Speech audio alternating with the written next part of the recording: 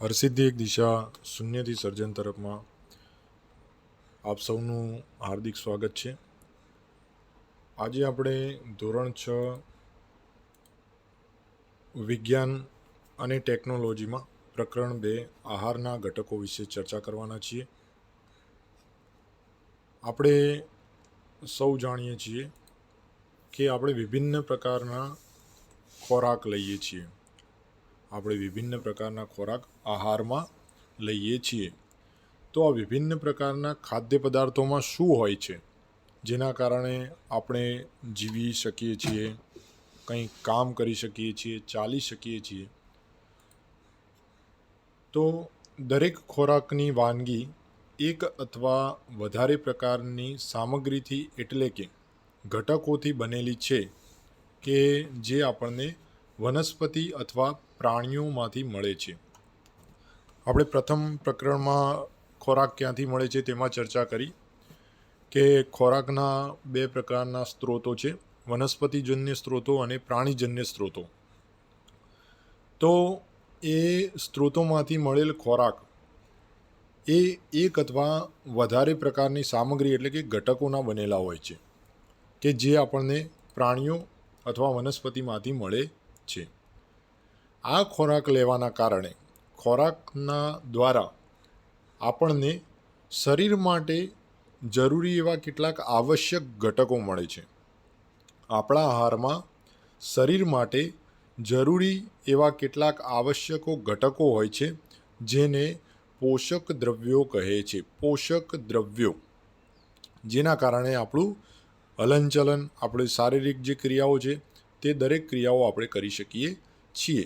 તો આજે આપણે આ આહાર એટલે કે ખાદ્ય પદાર્થોમાંથી જે પોષક દ્રવ્યો મળે છે તેના વિશે ચર્ચા કરવાના છીએ.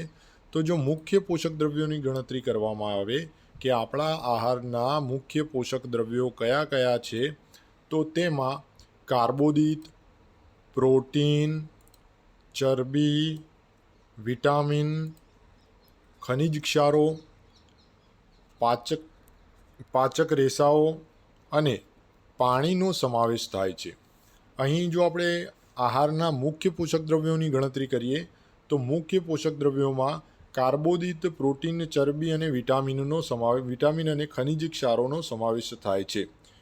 એ સિવાય પાચક રેસાઓ અને પાણીનો પણ સમાવેશ થાય છે જેની આપણા શરીરને આવશ્યકતા હોય છે. આમ આપણે જે આહાર લઈએ છીએ તેમાંથી આપણને પોષક દ્રવ્યો મળે છે. એ પોષક દ્રવ્યો જો આપણે ગણીએ તો કાર્બોદિત, પ્રોટીન, ચરબી, વિટામિન, ખનિજ ક્ષારો અને એ સિવાય પાચક રેસાઓ અને પાણીનો પણ સમાવેશ થાય છે જેની આપણા શરીરને આવશ્યકતા રહે છે. તો પ્રથમ પ્રશ્ન એ થશે કે આપણા આહારમાં આ પોષક દ્રવ્યો મોજૂદ છે કે નહીં, તે કઈ રીતે આપણને ખબર પડશે? એ સંશોધનનો વિષય રહ્યો.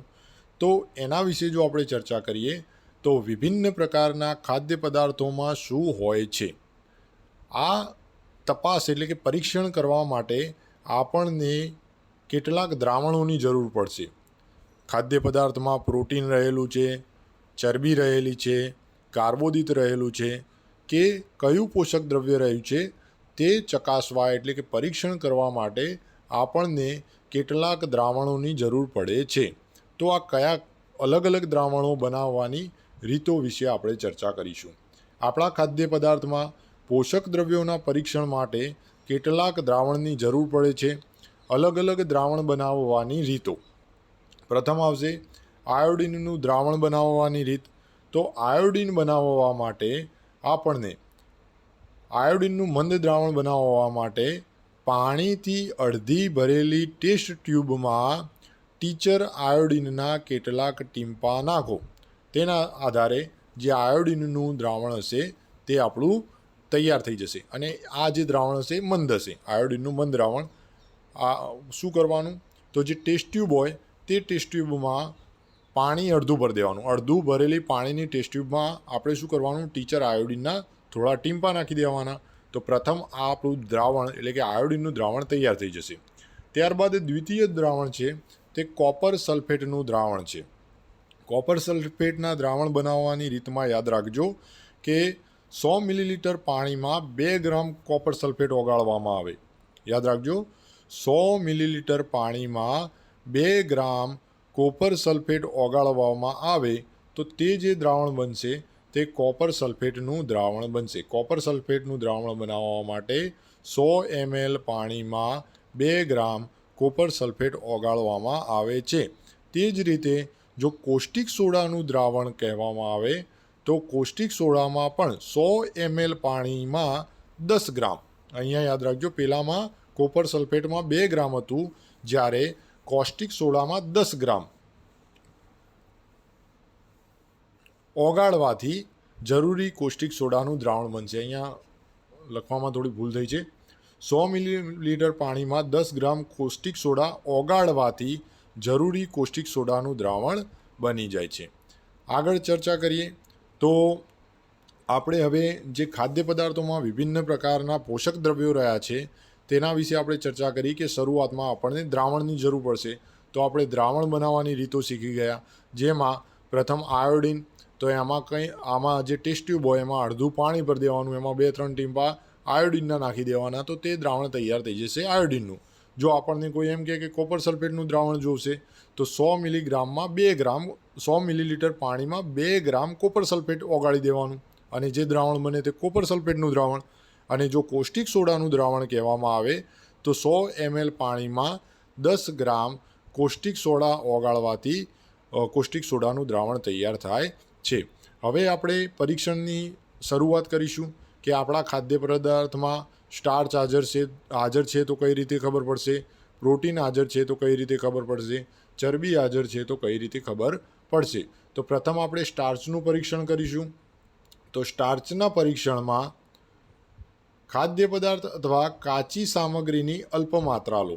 જે તમારો ખાદ્ય પદાર્થ છે એ અથવા કાચી સામગ્રી એની થોડી માત્રા લેવાની, એમાં 2-3 ટીમ્પા આયોડિનનું દ્રાવણ, જો સૌ પ્રથમ જ આયોડિનનું દ્રાવણ કામ લાગશે તો આયોડિનનું દ્રાવણ એમાં ઉમેરવાનું. અને જો પરીક્ષણ દરમિયાન તમને ભૂરો કાળો રંગ મળે, પરીક્ષણ દરમિયાન જો તમને ભૂરો કાળો રંગ મળે તો આપણા ખાદ્ય સામગ્રીમાં સ્ટાર્ચની હાજરી છે તેવું સૂચવે છે. એટલે કે ખાદ્ય સામગ્રીની અલ્પ માત્રા લેવાની, તેમાં આયોડિનનું દ્રાવણ નાખવાનું અને પરીક્ષણના પરિવર્તન દરમિયાન જો ભૂરો કાળો રંગ ઉત્પન્ન થતો હોય તો સ્ટાર્ચની હાજરી સૂચવે છે. તે જ રીતે બીજું પરીક્ષણ થશે પ્રોટીનનું. તો સૌ પ્રથમ શું કરવાનું, તો ખાદ્ય સામગ્રી લેવાની થોડી માત્રામાં, ત્યારબાદ જો એ ખાદ્ય સામગ્રી ઘનમાં હોય તો તેની પેસ્ટ અથવા લુગદી અથવા પાવડર બનાવવાની જરૂરિયાત પડશે, કારણ કે આપણે તેને દ્રાવણમાં ઉમેરવાનું છે. તો દ્રાવણમાં ઉમેરવા માટે આપણે પાવડર, લુગદી અથવા પેસ્ટની જરૂર પડશે. જે પણ આપણો પ્રોટીનનો પદાર્થ જે ખાદ્ય પદાર્થ છે તે એનો આપણે થોડી માત્રા લેવાની. જો ઘન હોય તો તેની પેસ્ટ, લુગદી અથવા પાવડર બનાવી દેવાનો. ત્યારબાદ ખાદ્ય પદાર્થની થોડી માત્રાને વાટીને તેનો પાવડર એક સાફ ટેસ્ટ ટ્યુબમાં લેવાનો છે.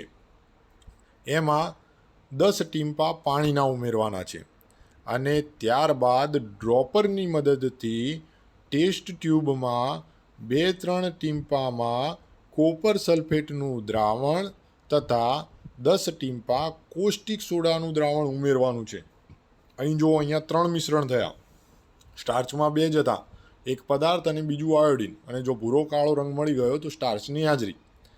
પ્રોટીનમાં 3 પદાર્થ થશે. એક તો આપણો ખાદ્ય પદાર્થ કે જે પાવડર, પેસ્ટ અથવા લુગદી સ્વરૂપે હોવો જોઈએ ટેસ્ટ ટ્યુબમાં, એમાં પહેલું ઉમેરવાનું 10 ટીમ્પા પાણી, ખાદ્ય પદાર્થ વત્તા 10 ટીમ્પા પાણી. ત્યારબાદ એમાં 2 ટીમ્પા કોપર સલ્ફેટનું દ્રાવણ અને 10 ટીમ્પા કોષ્ટિક સોડાનું દ્રાવણ.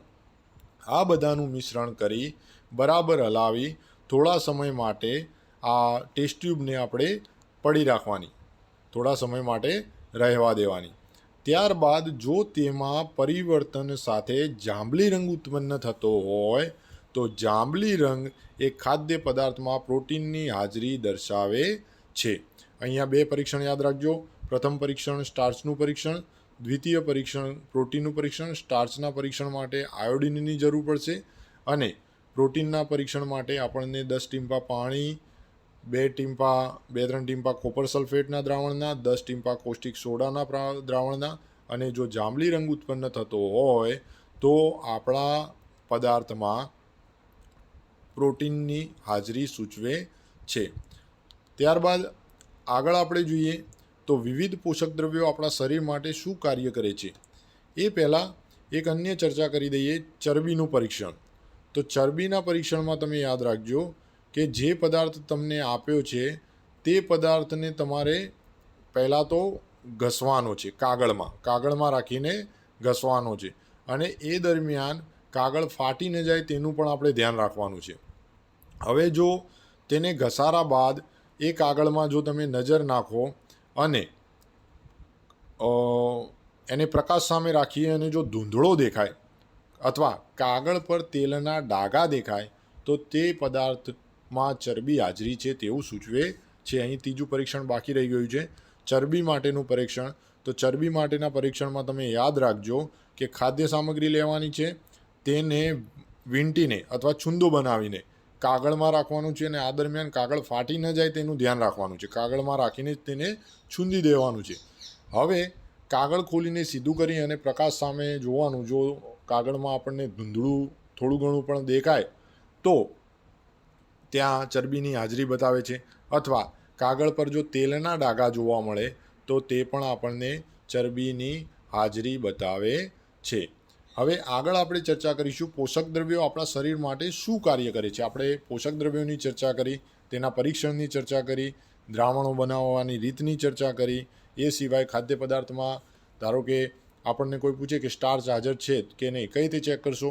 તો આયોડિનના ટીમ્પા નાખવાના. જો ભૂરો કાળો રંગ ઉપસ્થિત થતો હોય પરીક્ષણ દરમિયાન તો સ્ટાર્ચ હાજર છે.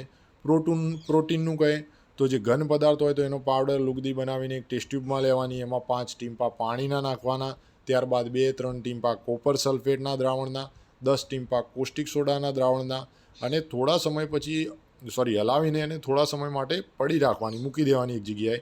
અને જો જાંબલી રંગ ઉત્પન્ન થતો હોય તો તેમાં પ્રોટીનની હાજરી સૂચવે છે. ચરબીની વાત કરી તો તે પદાર્થને કાગળમાં રાખીને છૂંદી નાખવાનું, કાગળ ફાટી ન જવું જોઈએ. થોડા સમય બાદ જો એને તમે પ્રકાશ સામે રાખીને જુઓ અને જો ધૂંધળા જેવું દેખાય તો ચરબી હાજર, અથવા એના કાગળ ઉપર જો તેલના ડાઘા જોવા મળે તો ચરબી હાજર.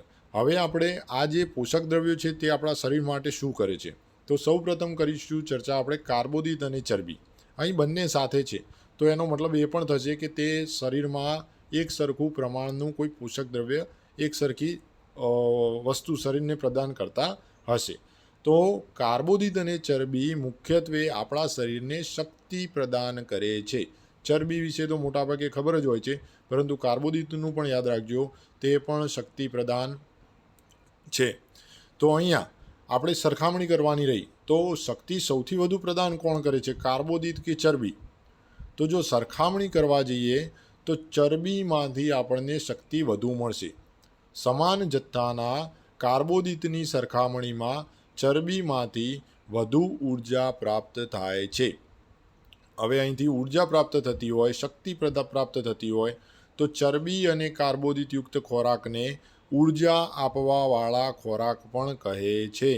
તો હવે આપણે શોધવાનું રહ્યું કે આપણને આ કાર્બોદિત અથવા ચરબી ક્યાંથી મળશે, કે તે જ્યાંથી કોઈ મળતું હોય તેને સ્ત્રોત કહેવાય.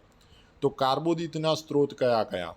તો કાર્બોદિતના જો સ્ત્રોતની ચર્ચા કરીએ તો બાજરો, ચોખા, ઘઉં, શક્કરિયું, બટાટા, શેરડી, પપૈયું, તરબૂચ, કેરી, મકાઈ.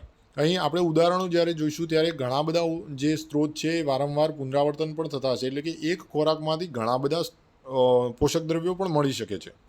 અહીં ફરીથી પુનરાવર્તન કરીએ તો કાર્બોદિત અને ચરબી શક્તિથી સંકળાયેલા છે, આપણી શરીરને શક્તિ આપે છે. સરખામણી કરીએ તો કાર્બોદિત કરતાં ચરબીમાં વધુ શક્તિ પ્રાપ્ત થાય, સમાન જથ્થાનું હોય તો, અને શક્તિ અથવા ઉર્જા આપતા હોવાથી આ ખોરાકને ઉર્જા આપવાવાળો ખોરાક પણ કહે છે. જો સ્ત્રોતોની ચર્ચા કરીએ તો કાર્બોદિત ક્યાંથી મળશે? તો બાજરો, ચોખા, ઘઉં, શક્કરિયું, બટાટા, શેરડી, પપૈયું, કેરી, મકાઈ, આ દરેકમાંથી આપણને કાર્બોદિત પ્રાપ્ત થશે. તો આગળ ચર્ચા કરીએ કે ચરબી આપણને શામાંથી મળશે. તો ચરબી જે પોષક દ્રવ્ય છે તેના 2 પ્રકારના સ્ત્રોત છે. એક છે વનસ્પતિ સ્ત્રોત અને બીજો છે પ્રાણી સ્ત્રોત.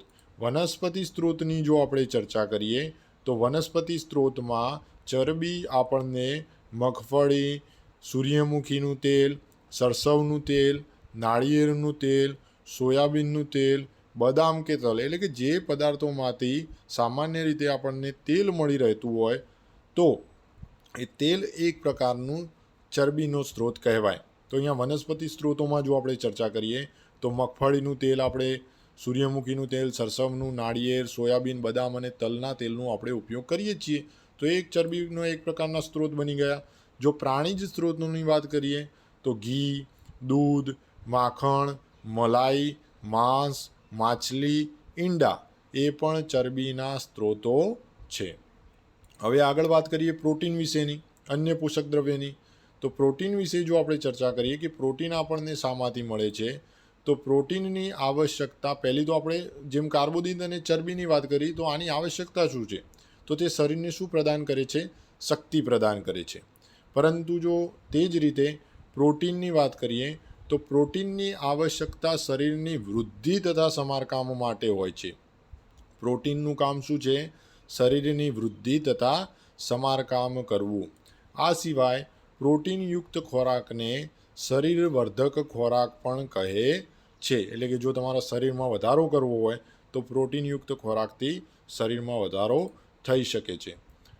ચરબીની જેમ પ્રોટીનના પણ બે સ્ત્રોતો, વનસ્પતિજન્ય અને પ્રાણીજન્ય. જો વનસ્પતિજન્ય સ્ત્રોતની ચર્ચા કરીએ તો ચણા, મગ, તુવેર, દાળ, વાલ, સોયાબીન, વટાણા. અહીં જુઓ તો મોટા ભાગના જે ઉદાહરણ છે એ કઠોળના છે. એટલે કે કઠોળમાં પ્રોટીન વધુ પ્રમાણમાં હોય છે. તો વનસ્પતિજન્ય સ્ત્રોતની ફરીથી પુનરાવર્તન કરીએ તો ચણા, મગ, તુવેર, દાળ, વાલ, સોયાબીન અને વટાણામાંથી આપણને પ્રોટીન મળી રહે છે. જો પ્રાણીજન્ય સ્ત્રોતની વાત કરીએ તો પ્રાણીજન્યમાં માછલી, માંસ, અહીંયા માંસ હશે, માંસ, માછલી, પનીર, દૂધ અને ઈંડા, તેમાંથી આપણને પ્રોટીન પ્રાપ્ત થાય છે. પ્રોટીન બાદ આપણે ચર્ચા કરીશું વિટામિનની. તો પહેલું તો વિટામિનની જરૂર શું આપણા શરીરમાં, તો વિટામિન શરીરને રોગો સામે રક્ષણ આપે છે. વિટામિન જે છે તે શરીરને રોગો સામે રક્ષણ આપે છે.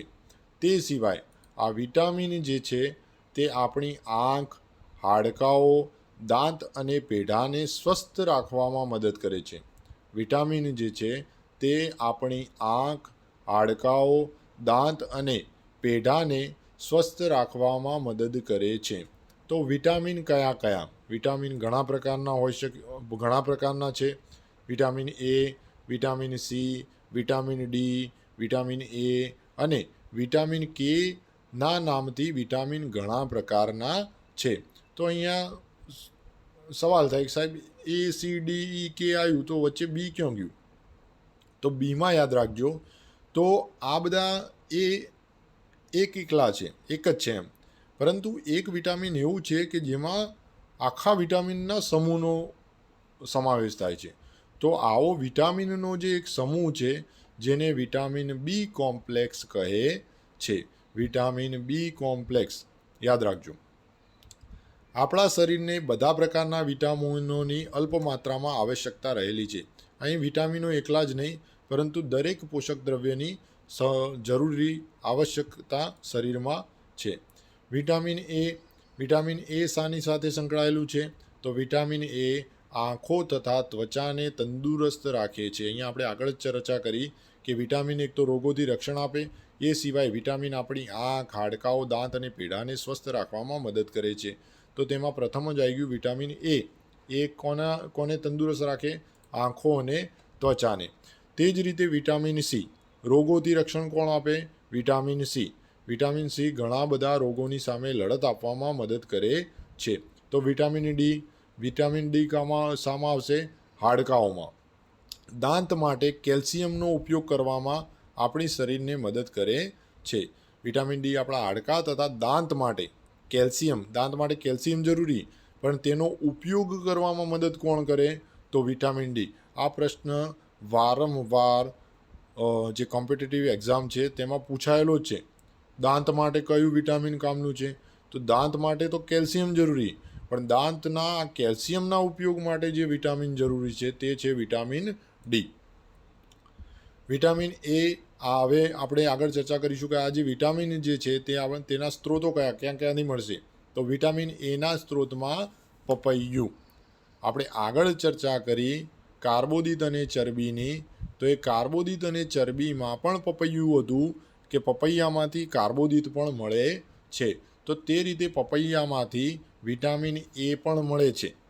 એટલે કે એક કરતાં વધારે પોષક દ્રવ્યો એક ખોરાકમાંથી મળી શકે છે. દૂધ, જેને સંપૂર્ણ ખોરાક કહેવાય છે, તેમાંથી મોટાભાગના દરેક પોષક દ્રવ્યો સરળતાથી મળી રહે છે. તો પપૈયું, ગાજર, કેરી, દૂધ, માછલીનું તેલ, એમાંથી વિટામિન એ મળશે. ત્યારબાદ આપણે ચર્ચા કરીએ તો વિટામિન બી. તો વિટામિન બી આપણને ઘઉં, ચોખા અને યકૃતમાંથી મળશે. યકૃત એક પ્રાણીજન્ય સ્ત્રોત થઈ જશે. ચોખામાંથી કાર્બોદિતનો સૌથી મોટો જથ્થો, સૌથી વધુ આપણને કાર્બોદિત ચોખામાંથી મળે છે. કાર્બોદિત યુક્ત ખોરાક પણ કહેવાય. ઘઉં. તે રીતે વિટામિન સીના સ્ત્રોત. તો વિટામિન સીમાં યાદ રાખવાનું કે મોટા ભાગે ખાટા જે ફળો, શાકભાજી હોય તેમાંથી આપણને વિટામિન સી મળી રહે. તો નારંગી, ટામેટાં, જામફળ, લીલા મરચાં, લીંબુ, આમળા, આ દરેકમાંથી આપણને વિટામિન સી મળી રહેશે. વિટામિન ડી દૂધ, માખણ, માછલી, ઈંડા અને યકૃત. આ સિવાય તમે યાદ રાખજો કે વિટામિન ડી માટે આપણે જુઓ કે જ્યારે બાળકનો જન્મ થાય છે તો જન્મ પછીના સમયોમાં ડૉક્ટર અથવા જે આપણા વડીલો છે તે આપણને સલાહ આપે છે કે બાળકને શક્ય હોય ત્યાં સુધી જે સવારનો સૂર્યનો તડકો હોય તેની સામે રાખો. તો એનું કારણ શું છે? તો અહીં યાદ રાખજો, આપણું શરીર પણ સૂર્યના પ્રકાશની હાજરીમાં વિટામિન ડી બનાવે છે.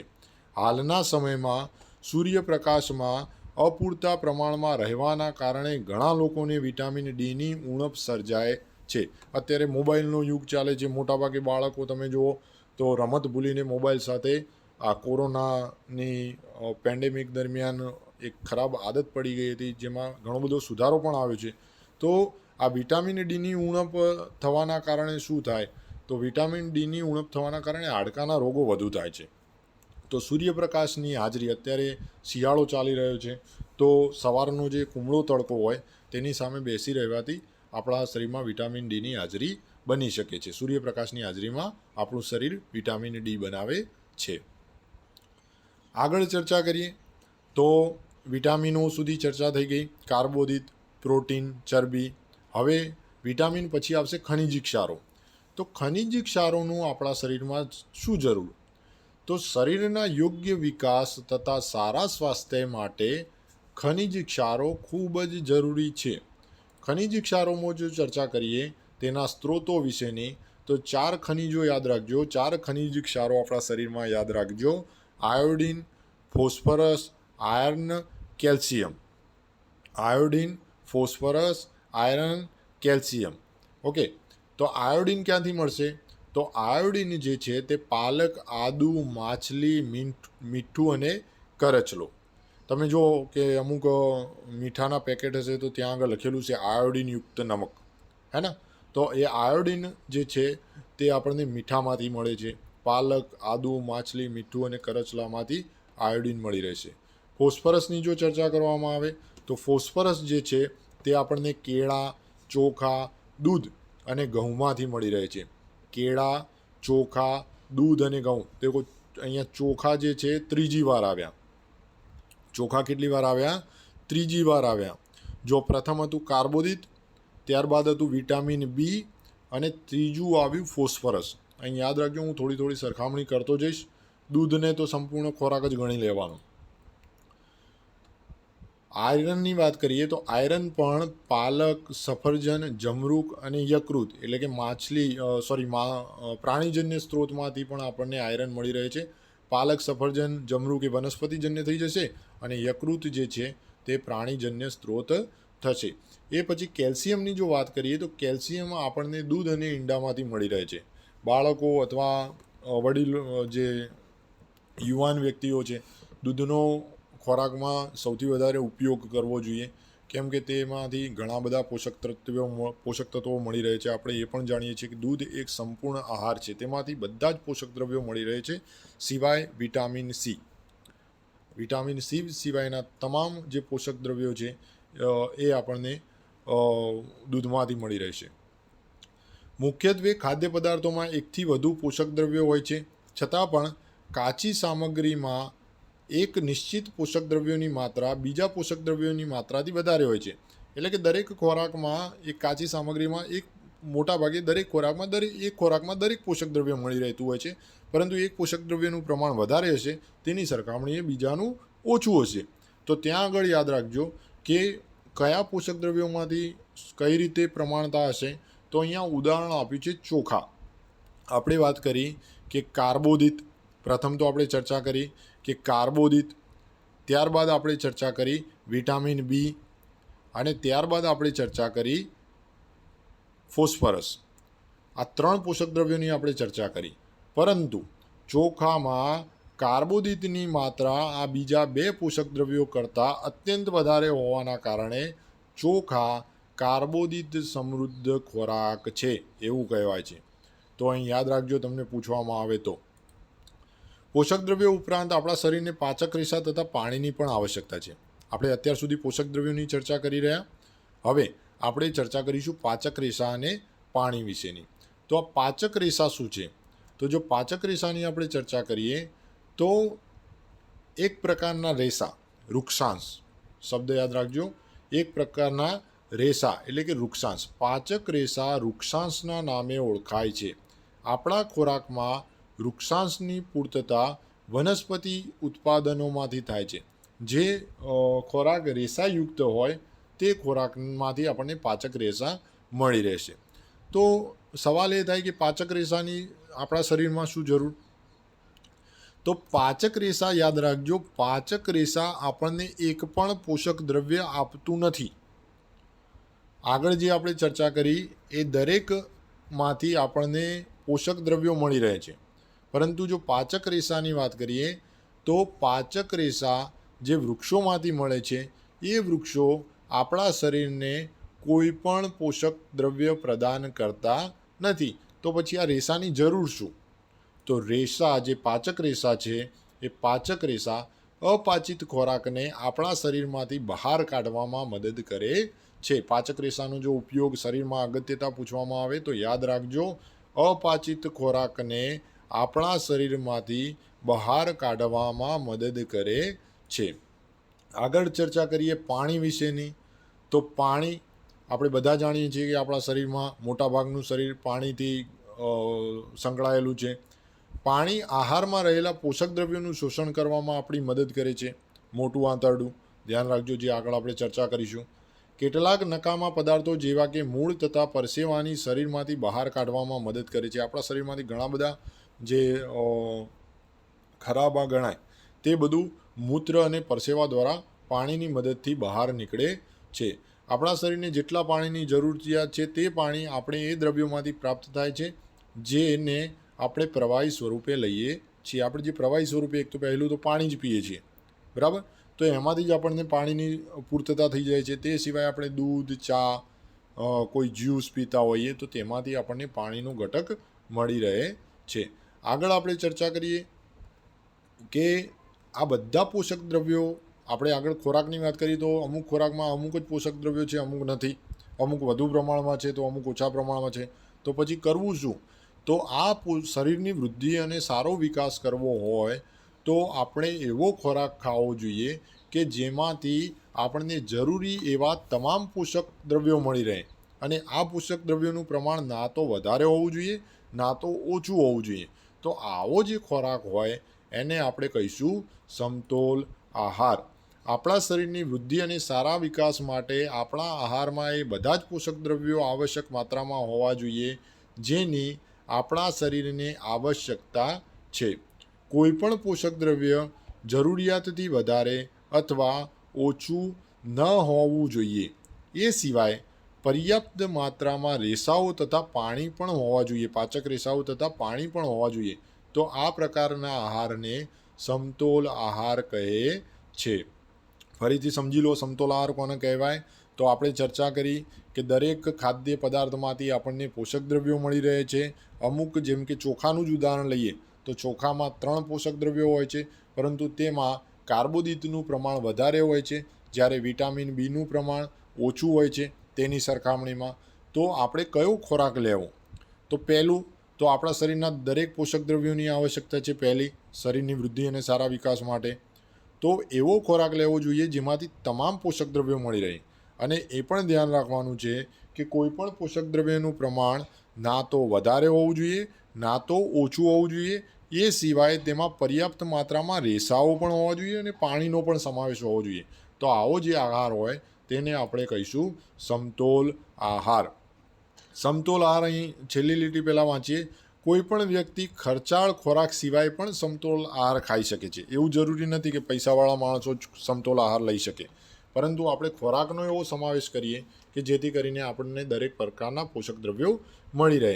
જેમ કે આપણે વાત કરી કે કઠોળ વર્ગના જેટલા પણ છે તેમાંથી આપણને પ્રોટીન સરળતાથી મળશે. કઠોળ, મગફળી, સોયાબીન, અંકુરિત બીજ એટલે કે મગ અથવા ચણા, આથવણવાળો ખોરાક એટલે કે સાઉથ ઇન્ડિયન ખોરાક જેમ કે ઇડલી, લોટનું મિશ્રણ, મકાઈની રોટલી, અનાજ કે કઠોળના બનેલા થેપલા, કેળા, પાલ, દાળિયા, ગોળ, શાકભાજી અને આવા પ્રકારના અન્ય ખોરાક ઘણા બધા પોષક દ્રવ્યો ઉપલબ્ધ કરાવે છે. એટલે કે વ્યક્તિ ખર્ચાળ ખોરાક સિવાય પણ સમતોલ આહાર મેળવી શકે છે. અહીં થોડી આહારને લગતી ચેતવણી પણ છે. શાકભાજી તથા ફળોને જો છાલ ઉતારીને કે કાપીને ધોવામાં આવે તો શક્ય છે કે તેમાંથી કેટલાક વિટામિન નષ્ટ એટલે કે દૂર થઈ જાય, પાણીમાં ઓગળી જાય. મોટાભાગની પૃથ્વીની ઉપરની દરેક વસ્તુઓ મોટાભાગે અમુકને છોડીને, અપવાદને છોડીને દરેક પાણીમાં દ્રાવ્ય છે. તો તે જ રીતે આ જે પોષક દ્રવ્યો છે તે પણ પાણીમાં દ્રાવ્ય છે. તો જો આપણે શાકભાજી અમુક વાર તમે જોજો કે અમુક બટાકા અથવા બટાકાની શાકભાજી બનાવતા હશે તો ઉપરની છાલ કાઢી દેશે. અમુક સફરજન ખાતા હશે તો ઉપરની છાલ કાઢી દેશે. તો એવું કરવું ના જોઈએ, કેમ કે તેમાં રહેલા જે વિટામિન છે તે નષ્ટ થઈ જાય છે. આ સિવાય ફળોની છાલમાં ફળોની છાલમાં કેટલાય મહત્ત્વના વિટામિન તથા ખનિજ ક્ષારો હાજર હોય છે. જે છાલ જ આપણે કાઢી નાખીએ તો વિટામિનો અને ખનિજ ક્ષારો જતા રહ્યા, તમારા શરીરને નહીં મળે. તમે વિચારશો કે અમે તો સમતોલ આહાર ખાધો તો અમને કેમ પોષક દ્રવ્ય ના મળ્યું? તો તેનું કારણ આ છે. આ સિવાય તમે જોજો કે ચોખા અને દાળને વારંવાર ધોવામાં આવે. તો જો તેને વારંવાર ધોવો તો તેની સપાટી એટલે કે તેના ઉપરના ભાગમાં રહેલ વિટામિન તથા કેટલાક ખનિજ ક્ષાર દૂર થઈ જાય છે. તો આપણે અહીં ધ્યાન રાખવું જોઈએ કે આવું આપણે કરવું જોઈએ નહીં. આપણે આપણા ઘરે મમ્મીને અથવા જે રસોઈ સાથે સંકળાયેલા છે દરેકને આપણે સલાહ આપી શકીએ છીએ. રાંધવાથી ખોરાકનો સ્વાદ વધી જાય છે.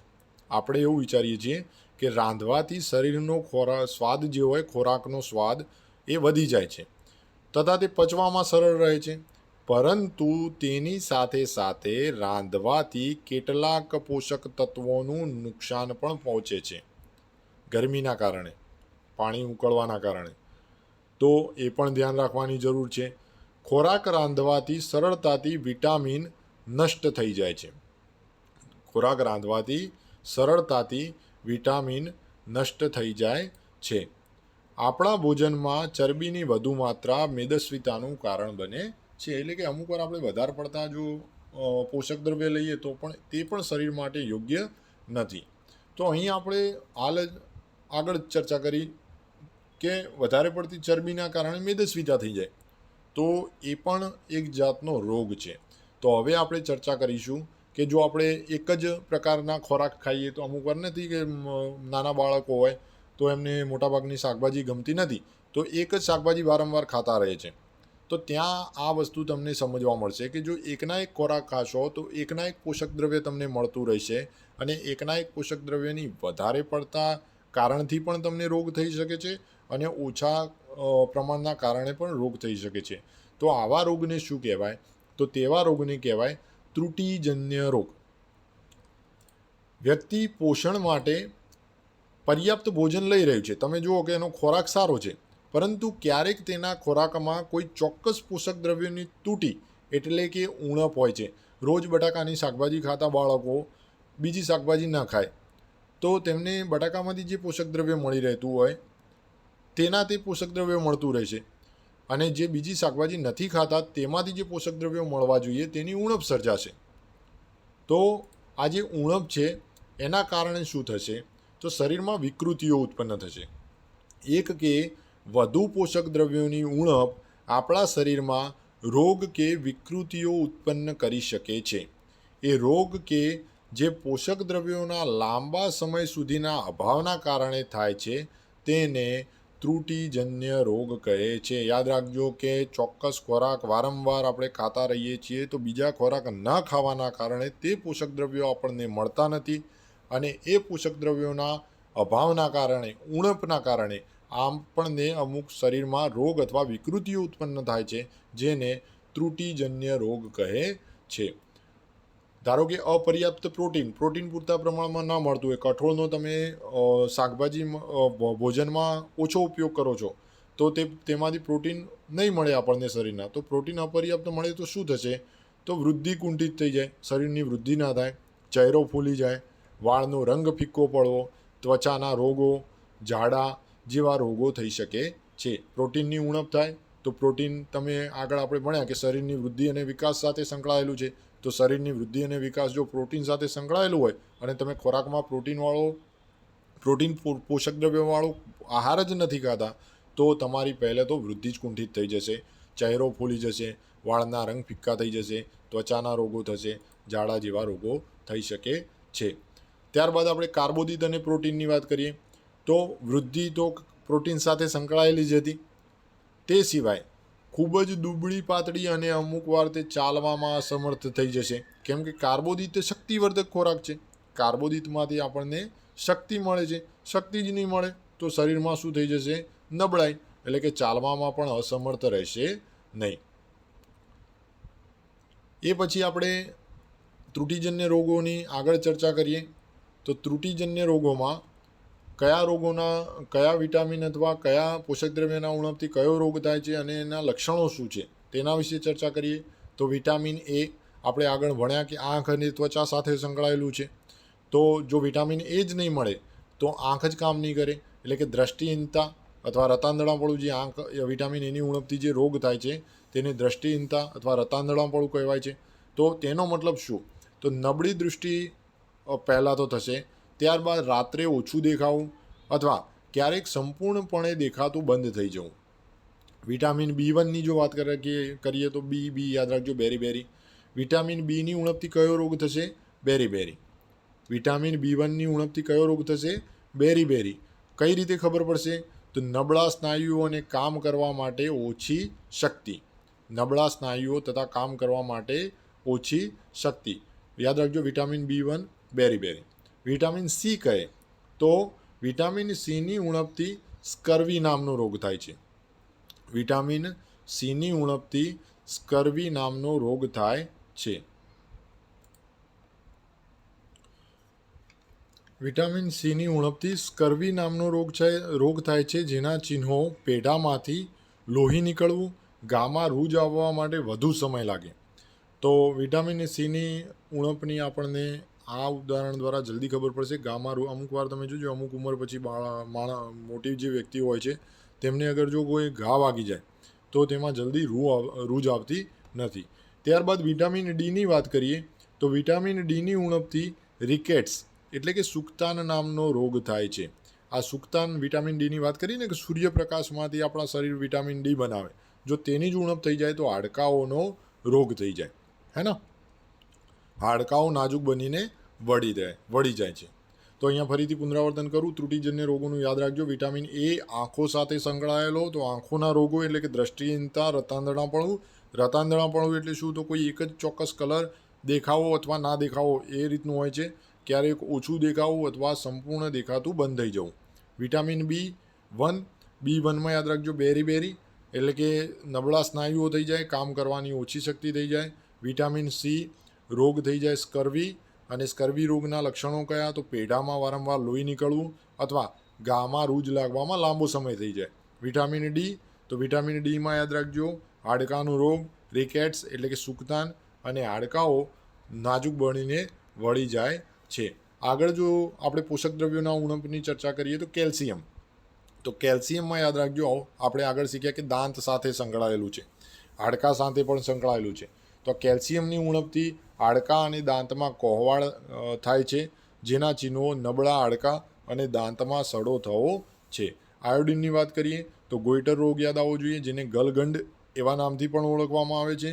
અને આ ગોઈટર રોગનું જે ઉદાહરણ છે, તો તેમાં રોગ દરમિયાન ગરદનમાં એક ગ્રંથિ ફૂલી જાય છે. અમુક વાર તમે જોજો કે અમુક માણસો, હવે તો પ્રમાણ ઓછું થઈ ગયું છે, પણ છતાંય અમુક માણસોના ગળા નીચેનો ગરદનનો જે ભાગ છે ત્યાં કોઈ ગ્રંથિ ફૂલી ગઈ હોય, તેઓ બહાર શેપ આખો બહાર આવી જાય છે.